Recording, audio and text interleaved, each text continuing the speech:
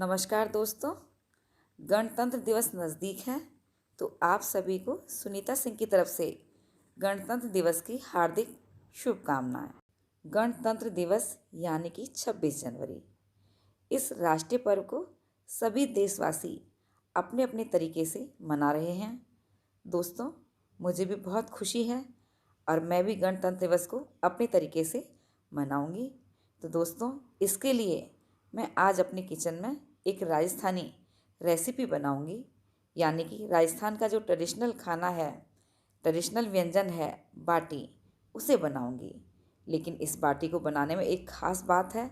मैं इसे 3 रंगों में बनाऊंगी, यानी कि तिरंगे के रूप में मैं इन बाटी को 3 कलर में बना करके तैयार करूंगी। और हाँ, एक चीज़ और बता दूं, इन बाटियों को बनाने में मैं किसी भी तरह के फूड कलर का इस्तेमाल नहीं करूंगी। मेरी किचन में जो भी साग सब्जियां होती हैं, जो मसाले होते हैं, उन्हीं से मैं 3 रंग देने की कोशिश करूंगी। और बाटियां लगती भी सबको बहुत स्वादिष्ट हैं, क्योंकि सर्दी का सीज़न है। गरम गरम बाटी हो, साथ में राजस्थानी पचमेल दाल हो और हरी मिर्च के टिपोरे हों, तो स्वाद और भी ज़्यादा चौगुना हो जाता है। तो दोस्तों, आइए चलिए देखते हैं मैं इन तिरंगा बाटी को किस तरीके से बना करके तैयार करती हूँ। सबसे पहले मैं इसके लिए पचमेल दाल बनाऊंगी। उसके लिए मैंने 1-1 टेबल स्पून चने की दाल, धुली हुई उड़द, अरहर, धुली हुई मसूर और धुली हुई मूंग की दाल ली है। इन सभी दालों को इकट्ठा करती हूँ तो ये टोटल 1 कटोरी दाल है। इस दाल को मैं 3-4 बार साफ पानी से धो लूँगी और 4 से 5 घंटे के लिए इसे भिगो दूँगी, क्योंकि ठंडी है, ठंडी में भीगने में टाइम लगता है। साथ में मैंने ये मीडियम साइज़ के 3 लाल टमाटर लिए हैं। 1 इंच अदरक के टुकड़े को छील लिया है। कोशिश कीजिए टमाटर अच्छे लाल रंग के होने चाहिए, इससे हमारी दाल में कलर अच्छा आएगा। इन टमाटर और अदरक को पीस करके मैंने पेस्ट बना करके तैयार कर लिया है। अब कुकर में 2 टेबल स्पून तेल डालूंगी। तेल गर्म होने पर हींग जीरा डाल दूंगी और जीरे को अच्छे से क्रैकल होने दूंगी। देखिए, जीरा अच्छे से क्रैकल हो गया है। अब जो हमने टमाटर अदरक का पेस्ट बनाया था उसे डाल दूंगी। गैस की फ्लेम मीडियम कर लूँगी और अच्छे से मिला लूँगी। अब स्वाद के अनुसार आधा चम्मच नमक, आधा चम्मच लाल मिर्च, आधा चम्मच हल्दी और 1 चम्मच इसमें मैं धनिया पाउडर डाल दूँगी और 1 चम्मच में कश्मीरी लाल मिर्च डाल दूँगी। इससे हमारी दाल में कलर अच्छा आएगा। अब मीडियम फ्लेम पर लगातार चलाते हुए तेल सेपरेट होने तक पकाऊंगी। देखिए, मसाले से तेल सेपरेट हो गया है, मसाला अच्छे से पक गया है और देखिए हमारी दाल भी अच्छे से भीग करके तैयार है। अब इस दाल को मैं इस टमाटर के मसाले में डाल दूँगी और दाल डालने के बाद इसे अच्छी तरह से मिला लूँगी।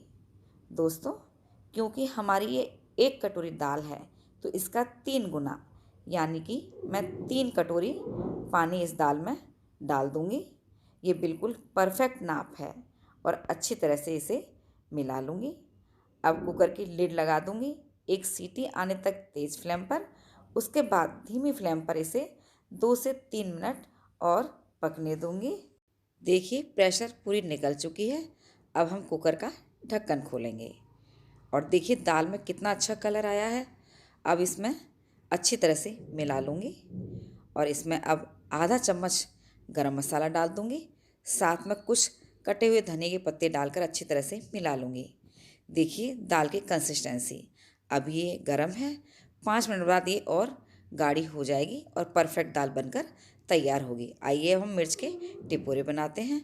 उसके लिए मैंने इस टाइप की हरी मिर्च ली हैं। ना ये ज़्यादा तीखी होती है, ना ही ये फीकी होती हैं। इन्हें मैंने गोलाई में इस तरीके से काट लिया है।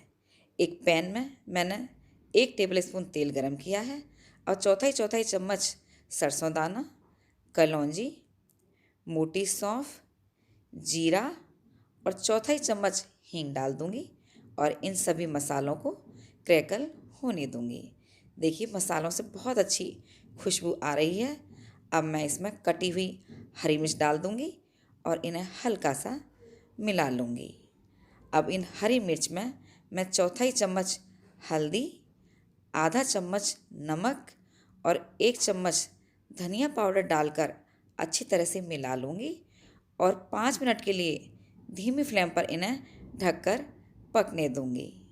देखिए मिर्च को पकते हुए 5 मिनट हो गए हैं। अब मैं ढक्कन हटाती हूँ और इन मिर्चों को चलाती हूँ। देखिए मिर्च सॉफ्ट हो गई हैं, कलर हमारा बिल्कुल ग्रीन बना हुआ है। अब मैं आधा नींबू का रस डालकर अच्छी तरह से मिला लूँगी। गैस की फ्लेम बंद कर दूँगी। देखिए मिर्च हमारे तैयार हैं।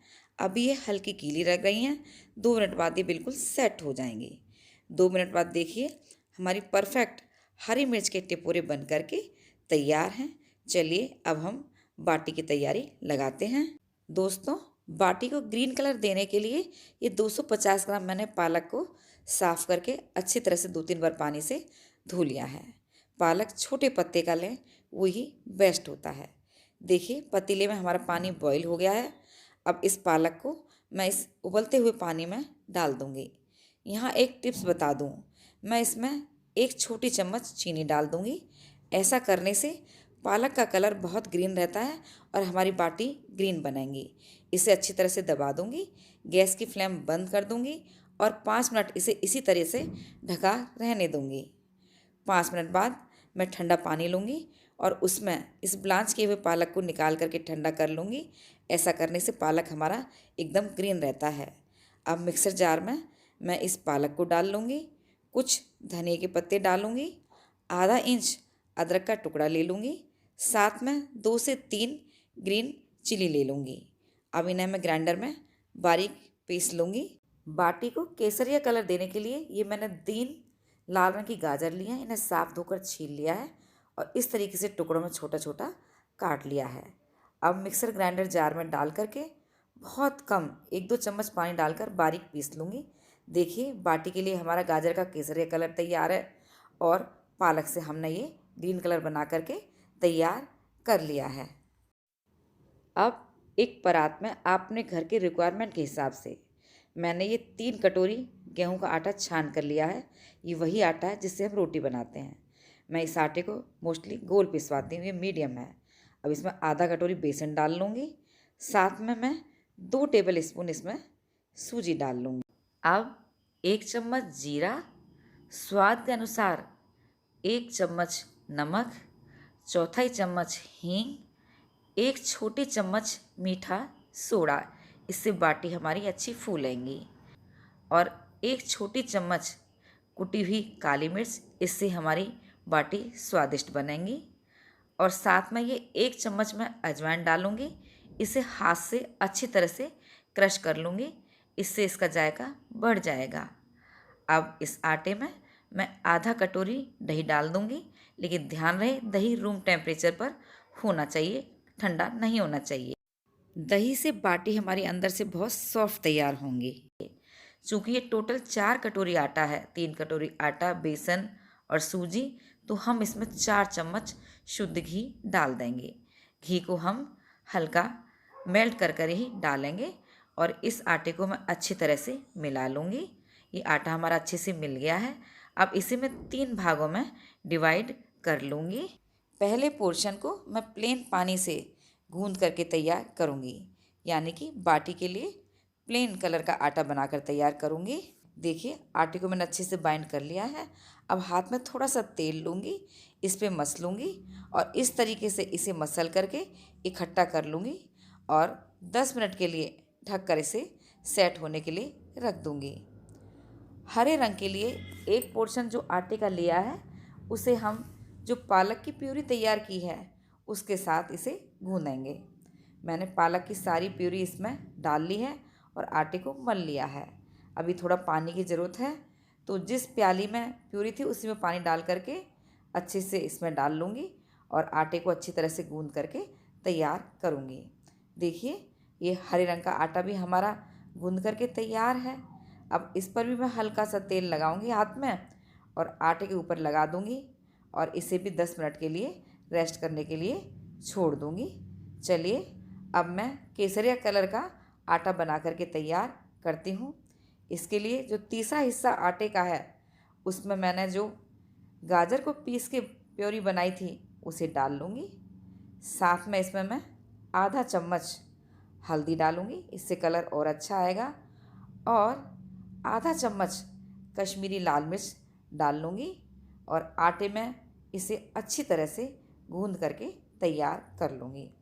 देखिए आटे को हमने अच्छे से बाइंड कर लिया है और इस तरीके से इसे हम मल करके तैयार कर लेंगे। देखिए आटा हमारा अच्छे से बाइंड हो गया है। अब हाथ में मैं थोड़ा सा तेल लूँगी और इसे इस तरीके से मल करके प्लेन कर लूँगी। लीजिए हमारे तीनों तरह के आटे बन करके तैयार हैं। तीनों आटे को मैं एक बर्तन में रख दूँगी और ढककर इन्हें 10 मिनट के लिए सेट होने के लिए छोड़ दूँगी। देखिए 10 मिनट हो गए हैं।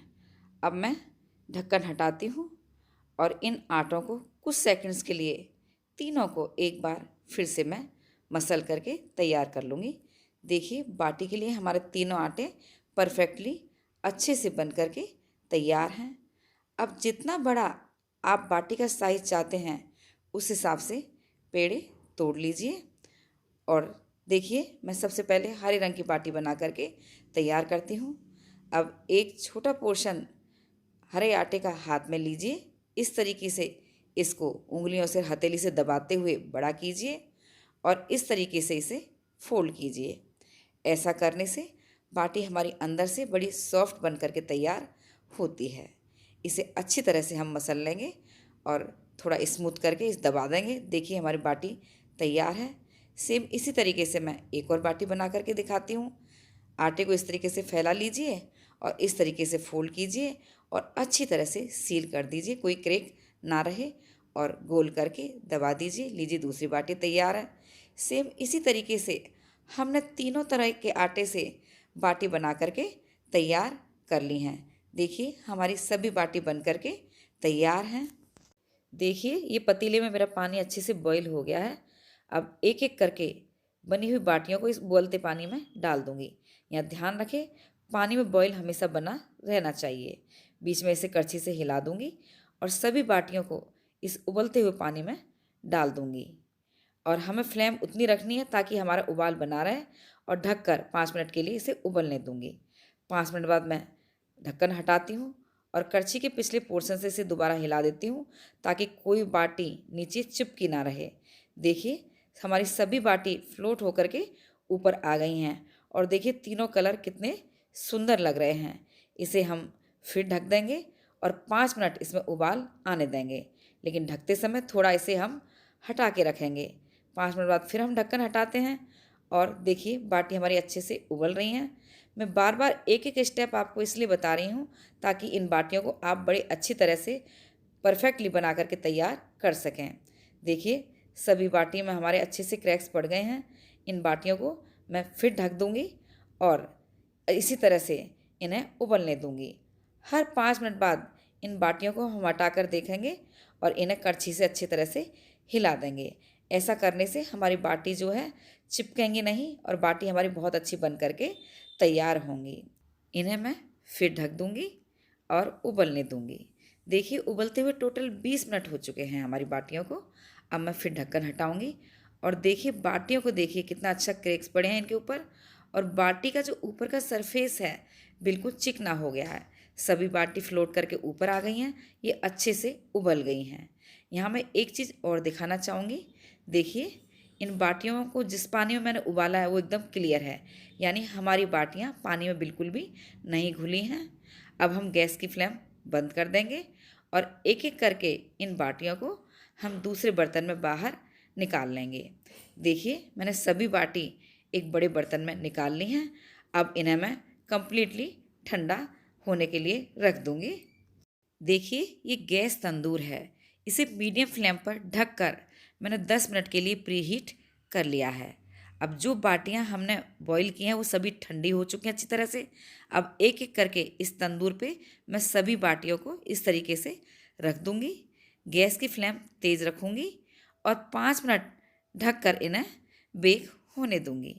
5 मिनट बाद मैं इसका ढक्कन हटाती हूँ और इन बाटियों को पलट दूंगी। दोस्तों ये बाटियां हमारे उबालते समय अच्छे से पक गई हैं, कोई कच्ची नहीं है।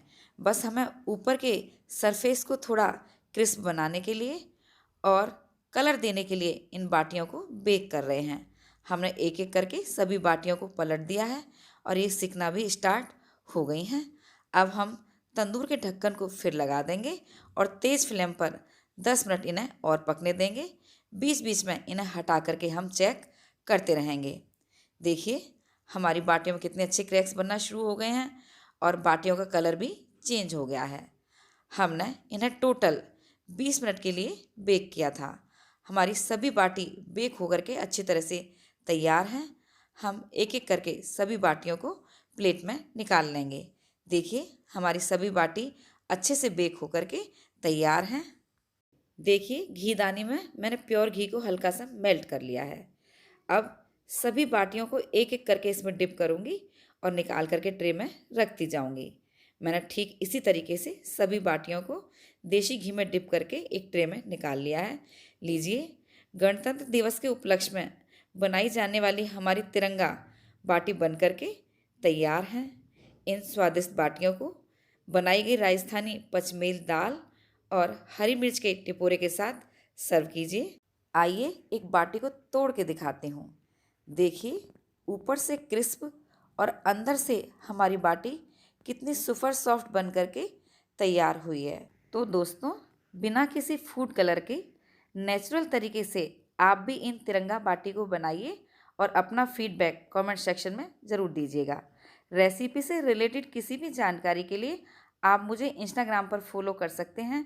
मेरी इंस्टा आईडी मेरे चैनल के अबाउट सेक्शन में मिल जाएगी। यदि आपको मेरी रेसिपीज़ अच्छी लगती हैं तो प्लीज़ लाइक, कमेंट, शेयर और सब्सक्राइब ज़रूर कीजिए और हाँ, बेल आइकन ज़रूर प्रेस कर दीजिएगा ताकि मेरी आने वाली सभी नई रेसिपीज़ के नोटिफिकेशंस सबसे पहले आप तक पहुँचें। धन्यवाद।